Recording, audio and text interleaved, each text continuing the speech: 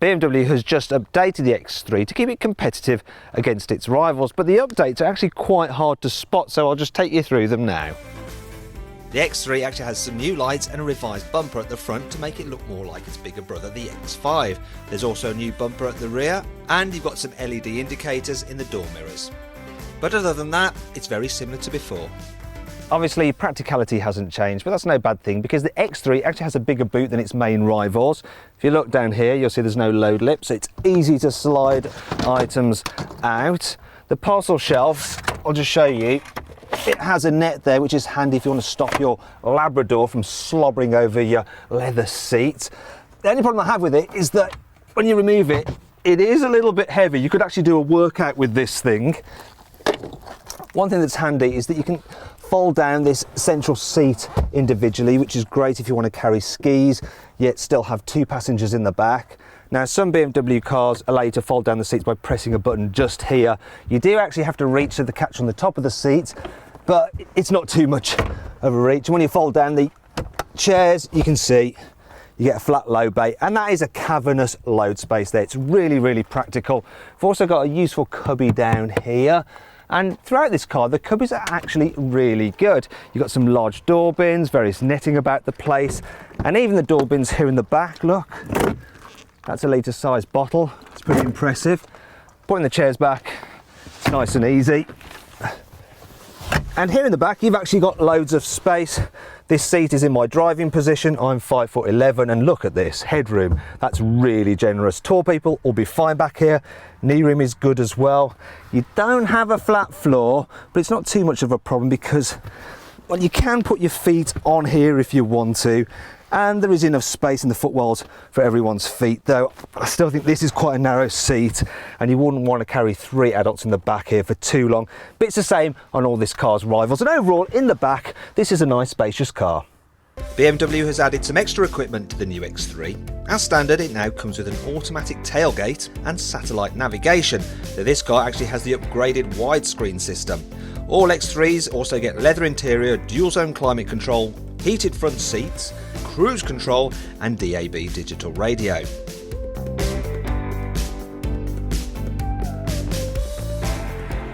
Perhaps the biggest news with this refreshed X3 is that it now comes with BMW's new 4-cylinder 2-litre diesel engine. The one in the old car was so rough that it actually sounded like it was running on gravel, but this one's a lot quieter. It's smoother as well when you rev it, and it does give very good performance. 0 to 62 miles an hour in this car is 8.1 seconds, yet it returns 52 miles per gallon. The S-Drive 18D will actually do 56.5 miles per gallon, but it's less powerful and rear-wheel drive only. And while it may be £1,700 cheaper, most people will be better off spending the extra for the added performance and extra grip of the all-wheel drive 20D.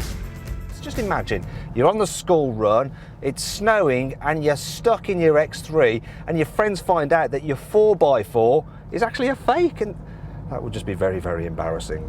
As well as the new engine, BMW has added some extra soundproofing to the X3 to make it even more relaxing to travel in than before.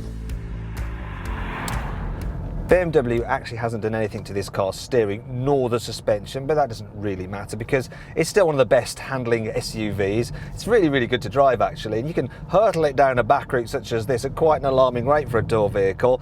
That said, if you were to back it with a Porsche Macan, it wouldn't feel quite as sporty, and I think that the X4, the X3's cousin, is sharper to drive as well, but there's really not that much in it. You're going to be perfectly happy with this car in the way you're going to drive it. It's also very comfy. The seats especially, they're supportive, they're good over long distances, and the ride over bumps, it's nice, although it's even better if you go for the optional adaptive dampers.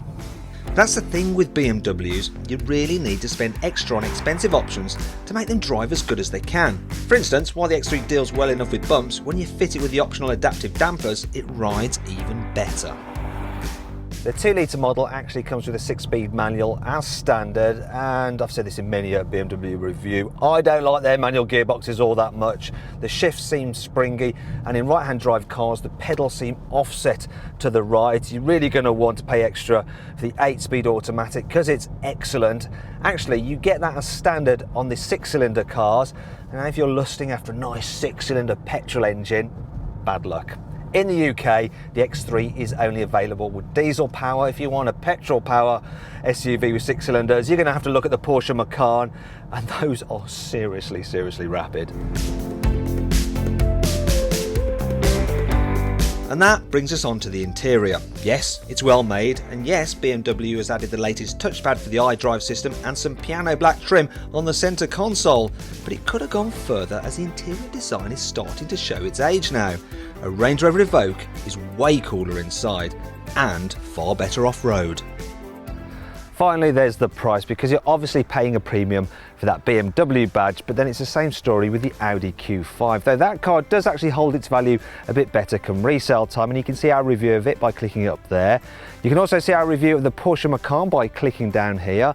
I'm not going to direct you to our review of the BMW X4 because it's basically the same car as this, only it's smaller inside, it's uglier, and it's more expensive, so you're going to have to go find that yourself. Or in the meantime, you can watch our latest review by clicking down here.